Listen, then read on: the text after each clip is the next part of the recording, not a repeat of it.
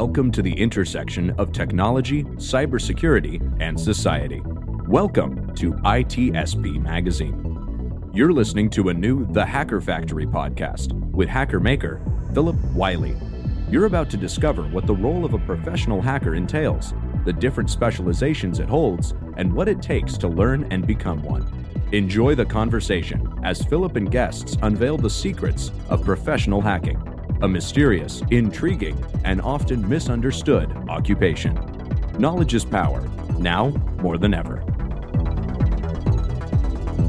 BugCrowd's award-winning platform combines actionable contextual intelligence with the skill and experience of the world's most elite hackers to help leading organizations identify and fix vulnerabilities, protect customers, and make the digitally connected world a safer place.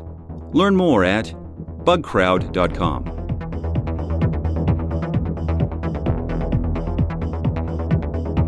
Hello and welcome to another episode of the Hacker Factory podcast. I'm your host, Phillip Wylie, the Hacker Maker, and each episode I have a unique guest with a unique story on how they got started in the industry, and hopefully one of these stories will resonate with you.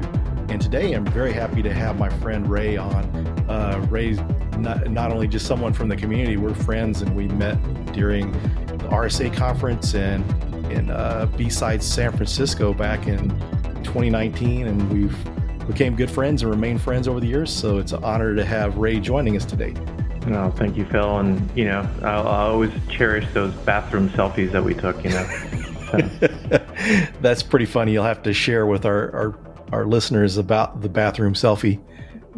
Yeah. So we were at a pizza shop, and the pizza shop was lined in white tile, and it could easily be mistaken for a bathroom. And so Phil and I, this was the first time we met, and we had gone out to eat pizza, so we decided to take a selfie and post it up. And people were like, "Dude, you guys are taking a picture in the bathroom?" And it was kind of awkward. It was like awkward selfie type of thing. But yeah, it wasn't a bathroom. It was a pizza shop with bathroom tile lined all over the place. Yeah, the white tile definitely, I could see why people would think that, but that was a pretty funny moment. So. But the pizza was good, though. Yeah, it was really good. It was very good pizza. We had a lot of good food there because we were BugCrowd ambassadors during that time. We got to try a lot of different Asian style cuisine while we were there too. Yeah, so that was a good meal too. God, that was so good. Yeah, there was some stuff there that I had never had before, and you and Chloe, the moments with you and Chloe where she kept trying to steal your pens and stuff. Oh God, it was my favorite DEF CON pin, and she just wanted it, and I'm like, and she kept saying, "I'm going to steal it. I'm going to steal it." I'm like, yeah, I don't think so. And so finally, I just said, "All right, here, I'm going to give it to you because clearly you need this more than I do." And well, the ironic part is she takes it, slaps it on her bag, and then walks off. And it's like she's all happy and everything. Comes back the next day and she lost it. She lost her pin. I'm like, all right, well, you're out of luck. I give it to you. It is what it is. So yeah, it was interesting. We started calling her Che Loe that day. Yeah, that was so hilarious. That was so funny. She was not a happy camper with the Che Loe. When Jason Haddix actually jumped in and started calling her Che Loe, that was classic. That was beautiful. Yeah, that was very funny. She did not seem to like that, but we all got a good laugh out of it. That was a fun trip. You gotta take the good with the bad. You're gonna steal my pin, I'm gonna call you Che Loe. So there's a price. Nothing in life's free. So yeah, we probably should back up a little bit here. So why don't you tell our listeners a little bit about yourself? Sure. So it's interesting. I've been in the industry for 31 years, I guess. Is that what it is? Yeah. And I started in 1989, and I started off as a software developer. And I've been doing that for a long time. But about 4 years ago, I decided that I really wanted to dig into security, and I started exploring it. And I got hooked by the security bug and decided to make the change. And I can tell you that it wasn't like a super easy transformation, because when you're vested in a career for such a long period of time, and then you're trying to make a substantial change in the way that your new career is going to be headed to, you're starting from ground zero. Now, I was very fortunate. I was working at Microsoft, and there was a person there who saw potential in me, and she gave me the opportunity to get training, level up, have an opportunity to go to conferences and learn more about the security community and how I can help. So that was a definite advantage because, when you're in your later stage of careers, switching stuff becomes a little bit more challenging for you. And so she saw the potential and she gave me that opportunity. And I have to tell you, I ran with it. It's like all the training I could get, that if there was any training that she was willing to fund, I took it because you got to capitalize on it. And, Phil, you know how expensive training can be. Like if you're looking at a SAMS course, you're somewhere $6,000 to $10,000 depending on the course and depending on travel. And so those are things that you got to capitalize on to kind of push yourself forward a little bit. So yeah, that's kind of my thing. It's like I really wanted to be a security person, and I managed to do it. It wasn't an easy thing, but I did it.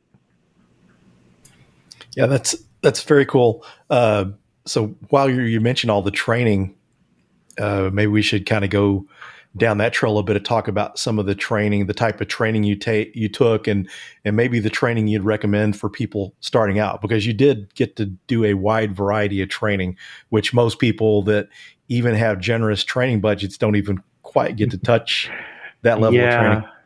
No, that's definitely true. It's I look back on some of the training I did, and I'm privileged to have been able to do some of this stuff because you look at some of the courses I take, and let's see. So I did Hacker House with Matthew Hickey, and Matthew's a prolific hacker. Great course. That was my foundational course. That's what actually allowed me to pop my first shell. And once I popped that first shell, that was it. I was hooked. I liked that. I did get certified by eLearn Security, so I took both their penetration testing student and professional courses, then eventually got certified with their eLearn Security professional penetration testing certification exam, which was nice because it was my first cert. It was kind of ran me through the process of learning how to do a pen test and how to do lateral movement, how to document things, and it was just a really nice end-to-end course. And then some other courses I took were like the SANS SEC 660, and that was my God, my brain melted on that one. And that was a hard course, and that dug really deeper into a lot of the issues relating to advanced buffer overflow techniques and advanced bypasses. I took the Spectre Ops course, the Red Team Operators course, which in hindsight, I probably shouldn't have taken when I did, but it seemed like I read the syllabus and it looked like a really good course to take. And when I took it, the one thing that stood out to me was it's definitely a very comprehensive course. But if you don't know Cobalt Strike or you haven't had any formal training in C2s, it's not something for you to take. You have to spend the time to either understand how command and control centers work and some of the facets of dealing with agents or beacons or whatever they want to call it. All the C2s have their own variations of nomenclature, but unless you know that, taking the Spectre Ops Red Team Operator course, they call it Adversary Tactics Red Team Operations. You're going to get lost, and that's what happened to me. I mean, towards the end I started to understand a little bit more. There were clearly people who had been doing this for a long time, and they wanted to shore it up, and you can see they were far and ahead, more advanced than I was. And so that RTO course, I learned a lot of theoretical stuff. The hands-on was a little bit more challenging, so definitely be aware of that. And then I did the PWK, the Offensive Security penetration testing with Kali, which is now called the Pen 200, and BC Security's Advanced Threat Emulation for Red Teams. And I will say that once I took the BC Security course, that's when a lot of the command and control center stuff started to click, and that course was really good. I enjoyed it more than the Spectre Ops course, mainly because it was like my first introduction to C2s, and they walked you through some of the things that make C2s valuable and why threat actors capitalize on that. And so I wish Spectre Ops would have done that, or at least offered more of that intro course. But in hindsight, if I would have done it, I would have probably taken the BC Security course first, and then maybe taken the Spectre Ops course afterwards, because I probably would have had a greater understanding of how Cobalt Strike works. It's not necessarily hands-on, because to get hands-on with Cobalt Strike, you have to work for somebody who actually has a license to Cobalt Strike. It's not, they don't give it to you, and they don't have trialware that you can really use. So but I did learn a lot over the course of time. It's been really fun. So have you taken the 0-point security red team operator course? That's the one I'm taking right now, and I'm glad you brought that up. I mean, that's Russ Mouse's course so far has been really good. I was one of the early adopters to his course, and when it first kicked off, it was a little bit hard. And you can see it's a typical thing with new courses. It had its warts. Nothing wrong with it. It's just that it's a new course. He was trying to get the infrastructure working. There were some challenges with the infrastructure and stability and shared labs, and it was just in its early stages. So I went back recently. I started it up again after I found out that he had shifted over to Snap Labs. So now there's personalized, non-shared instances of your lab. And on top of that, he worked out something with help systems where you can actually use Cobalt Strike and learn Cobalt Strike in the course itself. So that's great. So far I've been learning quite a bit. I'm enjoying it. I'm actually enjoying it now. When I first did it, it was a little bit more challenging to enjoy simply because there were stability issues. But now you can see that Russ has put a lot of effort into it, and he's got a lot of those bugs worked out, and the lab is in really smooth. It's well worth the investment. I think this course is going to be a big differentiator for anybody who wants to become a red team operator. I'm not saying that you're going to be a red team operator by taking his course, but you're certainly going to have a leg up in understanding how somebody who works in a red team operates, and also using some of the advanced technologies that these red team operators use day in and day out. Yeah, actually went through the course last year, so it was still the shared labs, but I was pretty interested since they're using Snap Labs now, and that's really cool that they are, you have the option to use Cobalt Strike. I know they had the material for Cobalt Strike in there if you had a license or access to a license. So that's really cool. A good way for people to learn, because otherwise, for over $4,000 to go take SpectreOps training to get hands-on Cobalt Strike and then not really be able to practice with afterwards. So that's a great advancement. Well, one of the things I like about it is that the lab time doesn't expire. So if you've taken the PWK or you've taken another online course, a lot of times they say, all right, from the moment you start, the clock starts ticking. And so with the PWK, for example, if you buy the 30-day course, at the moment you turn it on, you have 30 days and you need to finish it. And your lab time will expire in 30 days. The great thing about the RTO course from Rasta is that once you turn on the lab, you can turn it off. And so if you use half an hour of time, okay, well, you've consumed half an hour. And if you can't get to it for 2 weeks, no big deal. The same time still sits there waiting for you. So you're not burning time and having to make a bigger investment every single month to try to complete a course. And, we're all challenged. We all have workloads to do, and we have responsibilities, whether it's work, family, whatever it might be. And so it was really nice when Rasta told me that lab time doesn't expire. Man, that was fantastic. And so, I loaded up on some lab time, and I haven't, the last time I touched it was, I believe, last Thursday. And I just haven't had an opportunity to sit down and actually hack at it. But it's good to know that I still have whatever time I left off with last Thursday. So that's pretty cool. Yeah, that is nice because, on top of that, people have budgets too. So people like the pen testing with Cali can't, not everyone's going to be able to go back and keep paying for another 90 days. And right. Yeah, so that's really good. Yeah. And, the courses like the PWK or Pen 200, it's a comprehensive course. It's really big. When I took it, it was, I think the PDF file was something like 800 pages. So to get through all that material is really, it's a lot of work. And anybody who's taking that course, unless you are a truly very experienced pen tester and you just want to get the cert because you just want to do it, 30 days doesn't seem like adequate amount of time for the labs. I think, you're looking at probably a minimum of 60 days, maybe 90. Or I would, like when I got mine, I got 90 days. And even with then, because of life and stuff, I used all 90 days. And I think it's important for folks to be realistic about it. And, if you're going to sign up, take the time to look at your schedule and say, how much can I actually invest in this? you read the write-ups, and it's interesting. People say, yeah, I was getting up at 5 in the morning or 4 in the morning, and I was studying for 2 hours, and then at night I was studying for another 5 hours. And I don't know. I'm not built that way. Phil, I'm not built to be up Yeah. ungodly hours. I need sleep. I like my 7 to 8 hours of sleep, and I do know that when I go to sleep late at night after being on the computer for quite a bit of time, the next morning I wake up not in a good space. I need to have some time to decompress and either watching some TV or just talking with my family. And I can't be in front of the computer like I used to. So it's important for everybody to take time to and be realistic with the amount of time they're investing. And it is an investment in time. You're going to have to spend time studying. Create a consistent schedule. And don't wait 2 weeks between sessions. Don't say, okay, I'm going to start the PWK today, and then 2 weeks later, I'm going to get back to it on lab, because you'll forget everything you've done. And it's important to stay consistent and stay on top of what you're learning. Yeah, that's great advice.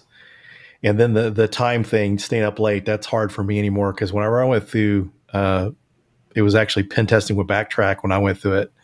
So I went through it because I got my first pen testing job in March of 2012, and I needed to learn how to hack. So that's part of the reason I took the course. So I started probably about April or so and worked on it up until June of 2013 when I finally passed the exam.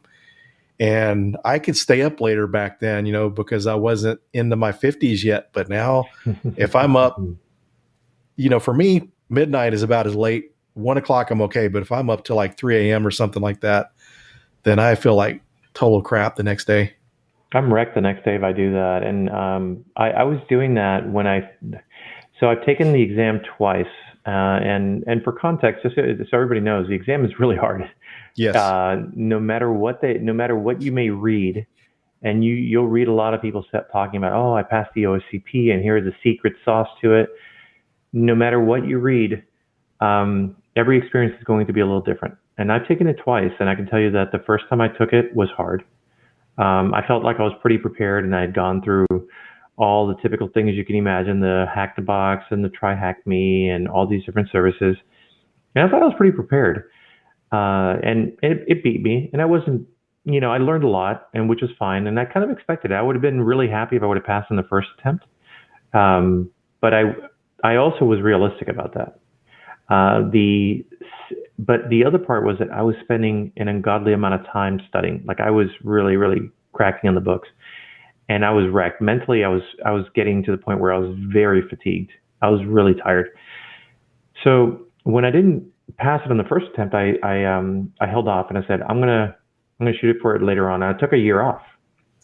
I said, I'm not touching this. I'll continue to do my studying and my practicing, and it was less of a priority for me because I just didn't want to go through that again.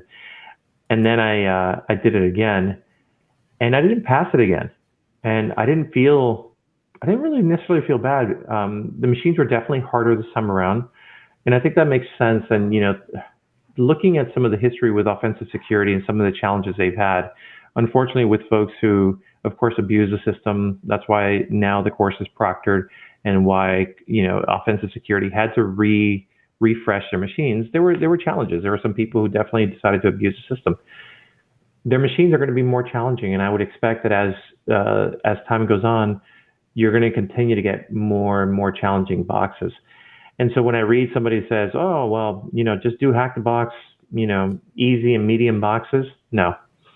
The boxes that I saw were very challenging. There were software that was very obscure, software that I had never seen myself, and I'd been around the block for a while. Remember, I was a software developer before switching into security. And a lot of the software I'd never seen in my life. And so I think if you're going to do services like Hack the Box or Try Hack Me, that's great. That's going to give you really good practice. But try to go for the obscure boxes. The boxes that TJ Null, for example, is offering now, he's updated his list, are really good. Try to focus on those. But also look at the hard boxes. And I hate to say it, but even some of what they call the insane boxes on these services, because they're also going to help you with more obscure software. So if I was going to do, like, if I said I'm going to take my third attempt, I know my path. I would go and take like TJ Null's list again. I would definitely do it because there are boxes there that are incredibly valuable for you to know and understand how to use, and they were representative of what I saw on the exam. But then I would also complement that with taking some of the more harder boxes on Hack the Box or Try Hack Me that I know would offer me those obscure services that most people probably won't see day to day. Yeah, what do you think about? Have you tried out any of the Proving Ground boxes? I tried some of the Proving Ground, and so Proving Ground is mixed. I have mixed emotions about that. I think some of the boxes are fantastic. I did that for quite a bit of time. I actually paid for the service because I wanted to get the more advanced boxes. So I think what's happening right now is that OPSEC is going through some growing pains with Proving Grounds, and the stability is kind of challenging. Sometimes it's hit or miss.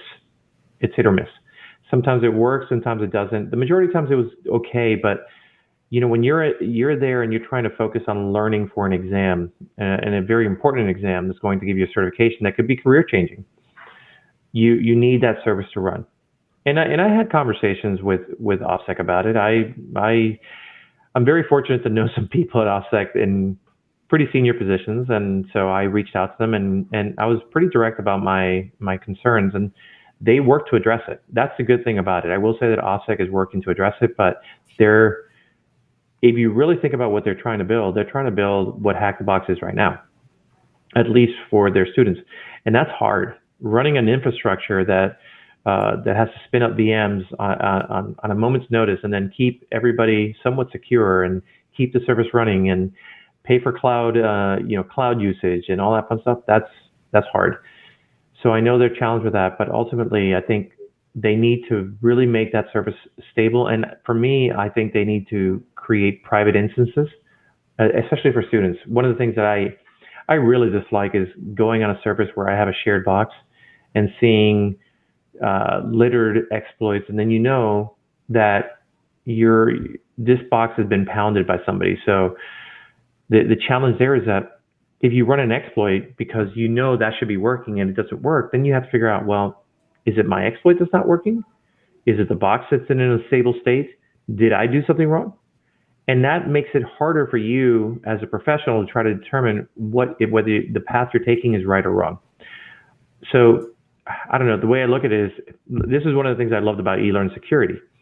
Their Hera Labs, and Hera is Hera, Hera Labs. They were private instances. You spun up Hera Labs, and you were attacking your own instance of a box, and you weren't sharing it. And so you knew that if something didn't work, that was on your end. And in worst case scenario, you restarted it, and if it didn't work again, then you definitely knew something was on your end. So you had that luxury. And I like that with some of the services out there. Hack the Box, for example, does do private instances, but you have to go VIP plus. Try Hack Me. I don't believe they do it, but they do it. I think if you get some of their more advanced labs, what do they call it? Like HoloLive and Throwback. I think those might be. I don't remember. But ultimately, having the private instances will definitely help you out in validating the work that you're doing and making sure that your exploits are either working right or you're making a mistake. So that's kind of the way I look at that. I think Proving Grounds has definite potential, and I wish they would take a lot more of their OSCP exam boxes and label them as I think they did this before. They actually had a section that was like old OSCP exam boxes. I would love for them to do that, because that way I can kind of compare myself to between now and what was way back when and say, all right, am I making progress or not? If I can compromise one of their old OSCP boxes, that gives me a different level of confidence when I'm going against some of the new stuff. Yeah, that would be nice if they would give you the private environments like that, because I know one of the things I kind of experienced when going through the OSCP, there was times that someone had done something to that box and it was easier for you to exploit. And it wasn't always necessarily because things weren't working, but maybe things were working that shouldn't have been working or wouldn't have been if someone else hadn't already exploited it previously. No, for sure. And The other thing that what I think people need to realize is that if you're going to kind of progress into the pen testing arena, is you really have to shore up on the web application pen testing. That's what I'm seeing more and more, and it ties a lot into the exams that I've taken. It ties into some of the box that I've seen on these services. We get very fixated with the network pen testing, which is interesting, and you're going to find plenty of opportunities there, but the other opportunities I see are for folks who become very savvy on the web application pen testing side, because as more companies move to the cloud, they're going to see more need for that. You're going to have the skills to say, how do I find that ingress point into this cloud infrastructure through a web application? It's going to be harder and harder for companies or for pen testers to find really good ingress points. And it's not to say they won't. Now, there's a lot of research being done right now on how to compromise cloud services. And I think like even recently there was research that was discovered on AWS. It was Azure, on a vulnerability on how to compromise your Azure. And those things will happen. But I think they're fewer and far between than they were in the old days when companies had 20, 30, 300 data servers in a data center, and they were managing them by themselves, and a misconfiguration sat there, and you were able to say, oh, guess what? Hi there. Now you got to find alternate routes. Yeah, and I think it's very helpful too, because it's helped me a lot in my career, because there's a lot of times you're on a network pen test and maybe they've got the systems patched or they're really hard to get that foothold. But a lot of cases, some of your applications that are used to manage IT related applications or security applications are using like some kind of Java server, like Apache Tomcat or Red Hat JBoss. And if you're able to exploit that may be your foothold into the system. So I do definitely agree with the web part. And then just kind of hearing some people's experience with OSCP, saying that really helped them to understand the web pen testing piece when going through that exam. Yeah, what reinforced this as well is just yesterday I was showing a colleague of mine how to do a Google Dork.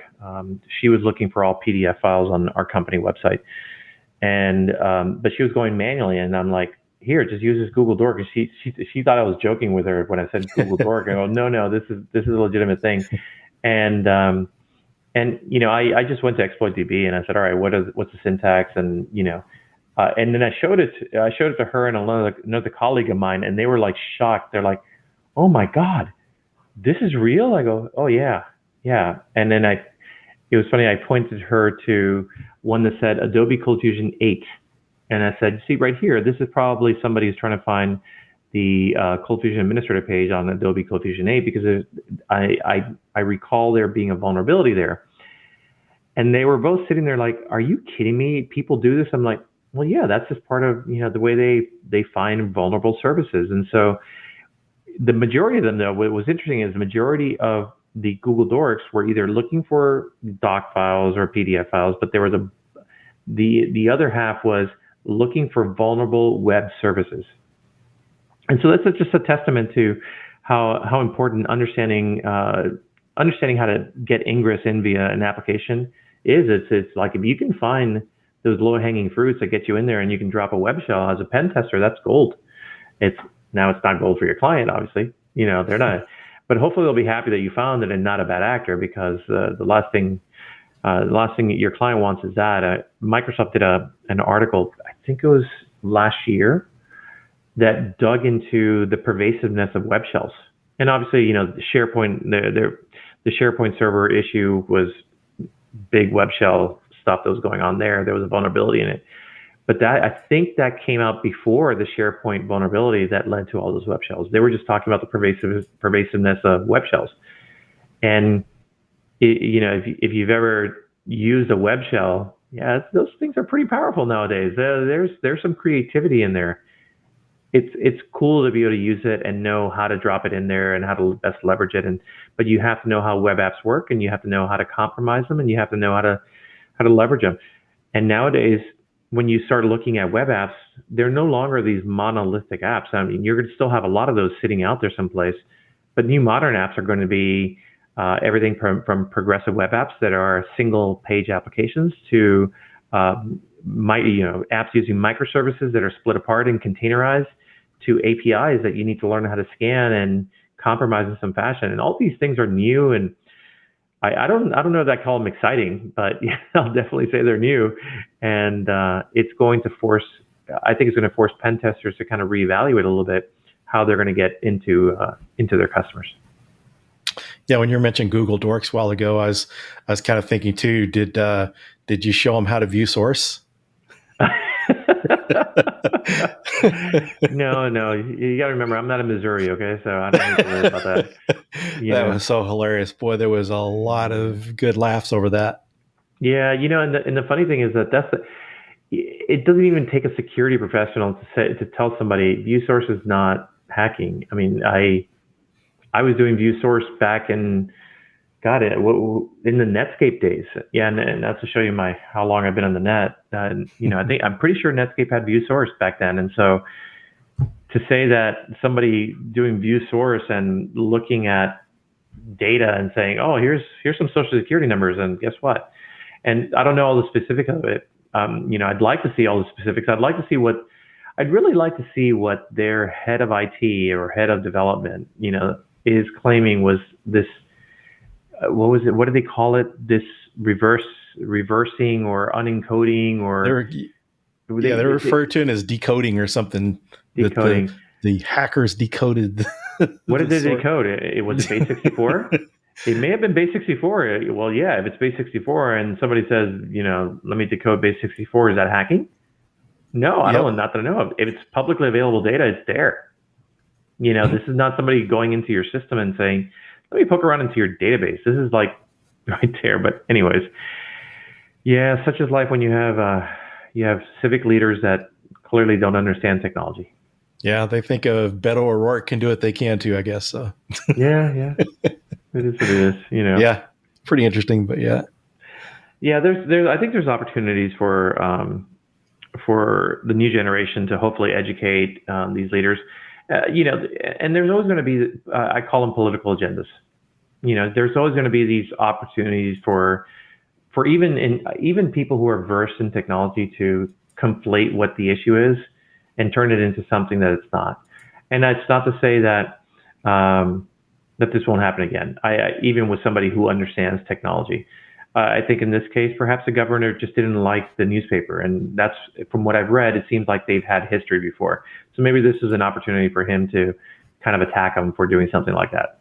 God knows, it's everybody has their thing, but hopefully in the future, the new generation will be a little bit smarter and not look kind of silly saying, yeah, view source is hacking. God, wait, let me go on Restream and view source here and. Hold on a second. Oh, Phil, I just hacked Restream because I did a view source. Look at that. Oh my God. They're using keyframes. They're using a keyframed loader spin. Oh, that's it. Oh no. You're revealing my secrets. Yeah, that's it.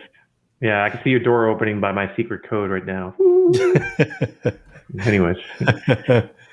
So, if you for someone that's starting out new, what would you recommend for them if they were wanting to become a pen tester?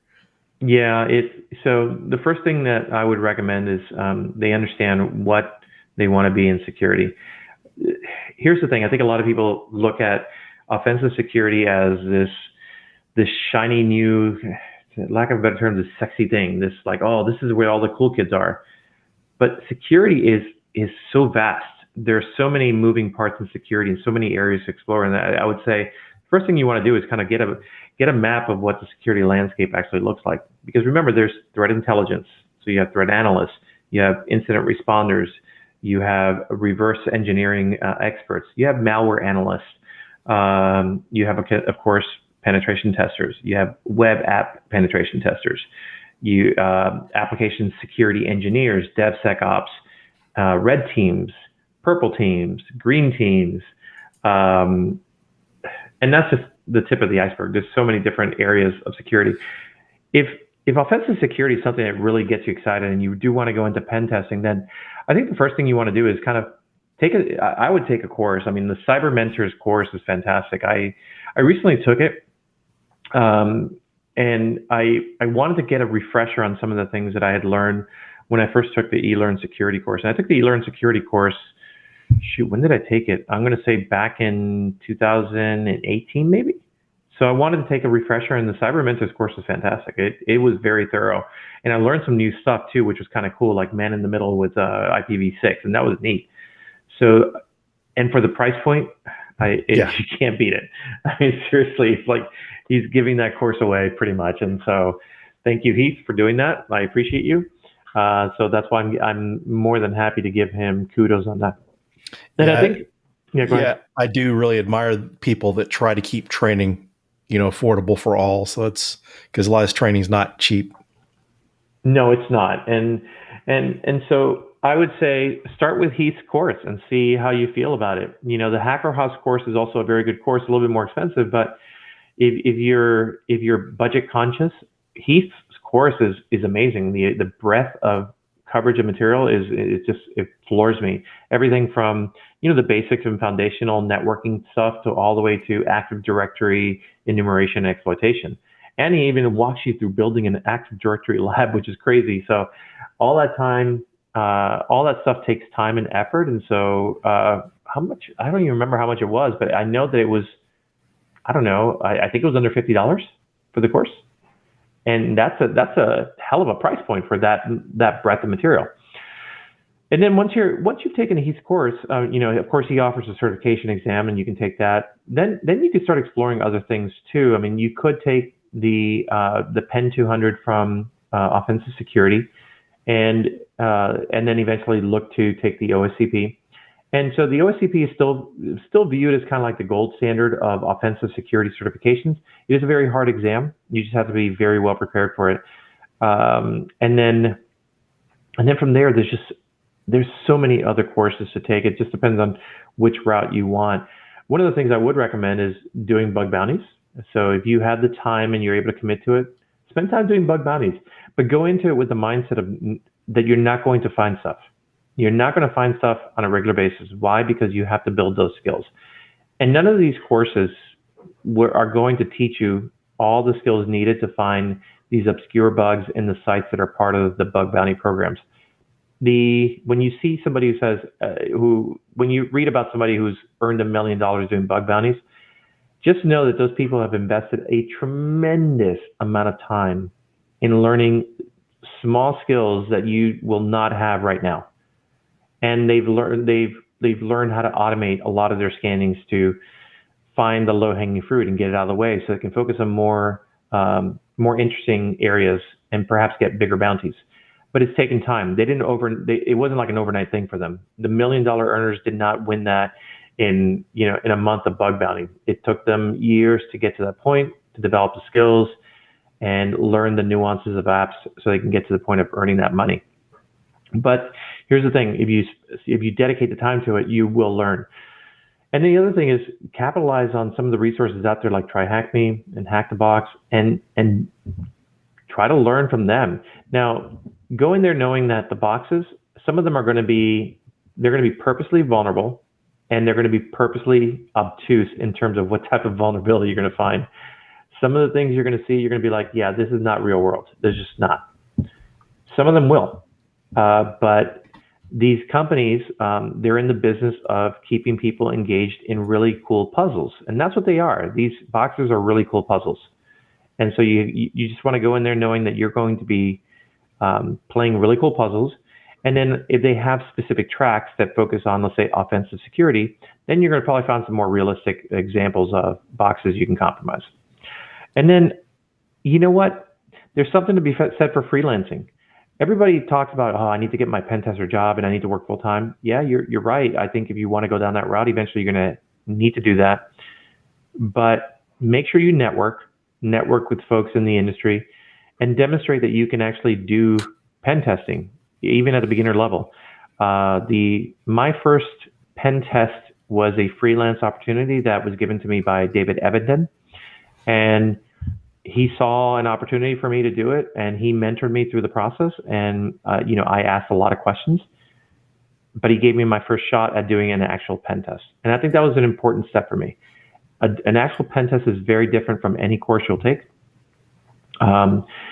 You have to there's so many variables that you have to consider. And ultimately, the biggest variable is ensuring the business continuity for the customer.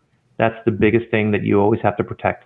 And so it's different than if you do a hack the box, because if you blow up a box on hack the box, all right, well, do a reset, Customers don't typically have a reset, and you don't want an angry customer because you decided to launch some random exploit you found on GitHub, and guess what? It blew up their boxes, or worse, compromised their server. So you have to be very careful.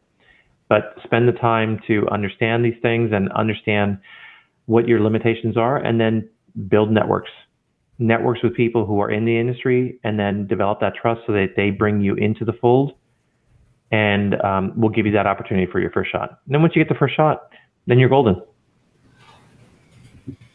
Great advice. And back to that, you talk about the freelancing, because once you know how to do a pen test and you start getting interviews for pen tests, then you're going to have a lot better likelihood of getting a full-time job. Mm-hmm.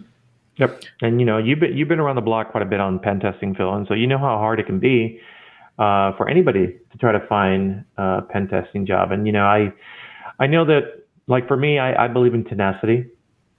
I just go out there and try to do things, but I also know that there's a lot of challenges for folks nowadays. I call them gatekeepers, and we do have a lot of gatekeepers in this industry, which they want people with. They want them to have the OSCP, and they want them to have the GPen, and they want them to have this cert and that cert, and so in order for you to have the job, you have to have 5 certs and 25 years of experience, and and you're like, what? And it doesn't work that way. So building the networks will definitely help you. That's going to help you with your visibility and talking to people. If you can go to conferences, network. Don't just sit there and say, I'm going to take in an event and that's it. I'm going to sit and watch talks. It's good to watch talks, but it was interesting. Phil and I were just talking about this right before we started recording this. And one of the things we both love to do is go to events and have conversations with people, because that's how you build your network.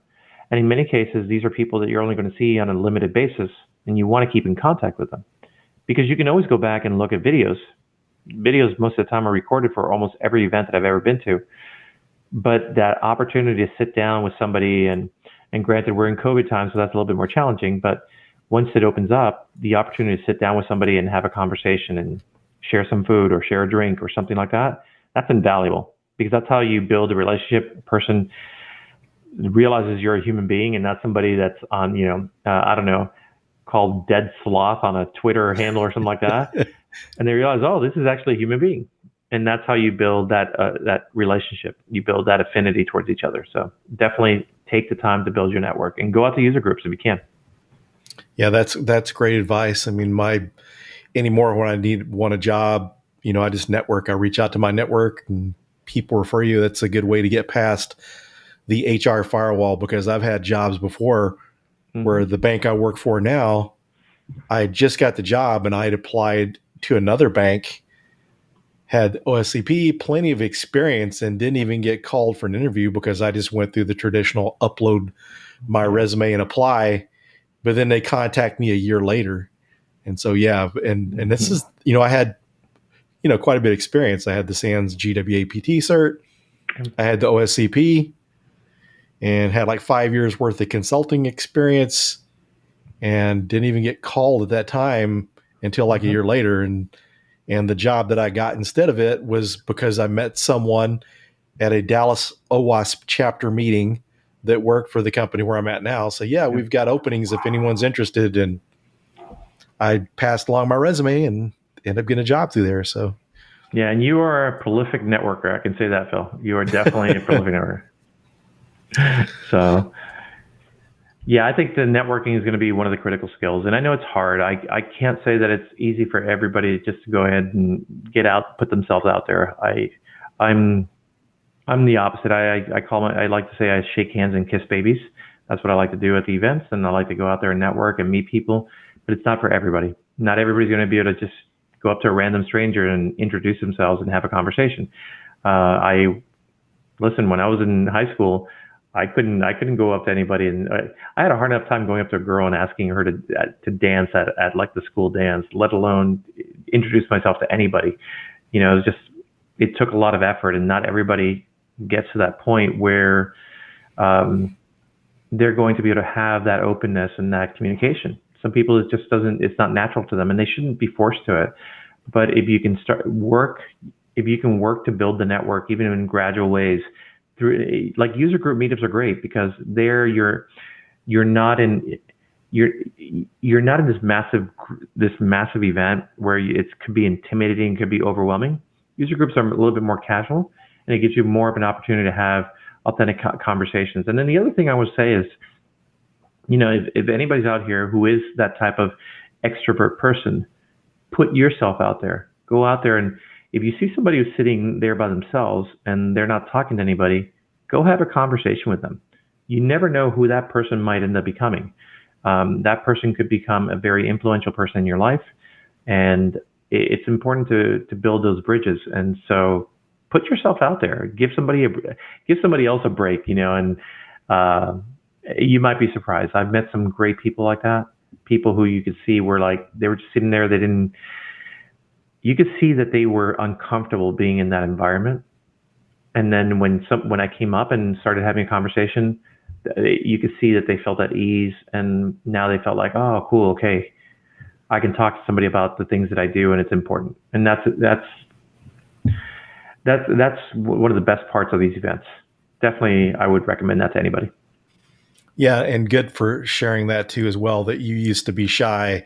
And the same thing with me. I just used to be really shy, and I went somewhere, I just kind of stood off in the corner by myself. But, once you kind of get going to these different user groups, conferences, and different meetings like that, and you get talking to people, you just get to where you really enjoy it. So people out there that are kind of shy, there is hope, because you got two people here that, we go out and we network like crazy and talk to people. So, there's hope there. And especially when you're among your own kind of people, because one of the things you have to stop and think about, go back to high school, maybe you didn't fit in with the popular crowd, but it's like, we go geek out with a bunch of other people that are into security or hacking or coding or something. When you're among your people, it's a little more comfortable, and people tend to try to help make you more comfortable that way. It's just totally different, because a lot of other groups, I just don't do that with. Yeah, your tribe of hackers, huh? Your tribe of hackers. There you go. Oh, Marcus, that was such a great idea. He did. I love those books. It was such a great idea. Such a great person too. Yeah, he's a wonderful person. Yeah, I've missed getting to see him. Had got to see him since before the pandemic. I guess 2019 was the last time. Yeah, we'll get to see him soon enough. Yeah, we'll get to see him soon enough. Yeah, we'll get to see him.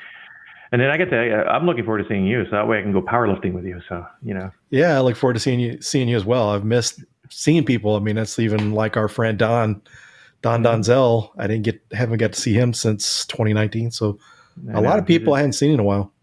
Yeah, I'm looking forward to getting out a little bit and having those meetups and catching up with friends and just a general fun. I will say, while events can be challenging and they're tiring, especially if you're speaking, like I get so nervous right before a talk, no matter what. And I've given so many talks, but even to this day, right before a talk, I get nervous. I have self-doubt. I'm like, oh, am I going to give a good talk? Are these people going to hate it?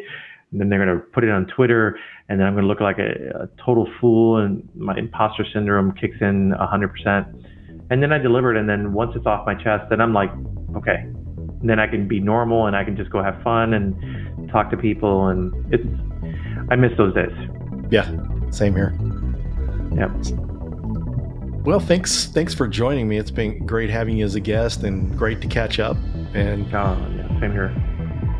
Same here. It's been a day. I did my Twitch stream today, and I had technical issues, so I was like, oh God, please don't let this be another one. It's like, I'm glad this went really smoothly. The internet's working nicely, and things are just working great. So I'm happy about that, and I'm glad we had a good session. I'm glad nothing went south on this one. So that's awesome. That's good. I got my stream tonight at 7 p.m. Oh, nice, awesome. Okay, cool. I might have to jump on that one. Let me see how I feel. I'm mentally exhausted right now from everything. So I may, and 6 o'clock. Yeah, 6 o'clock my time.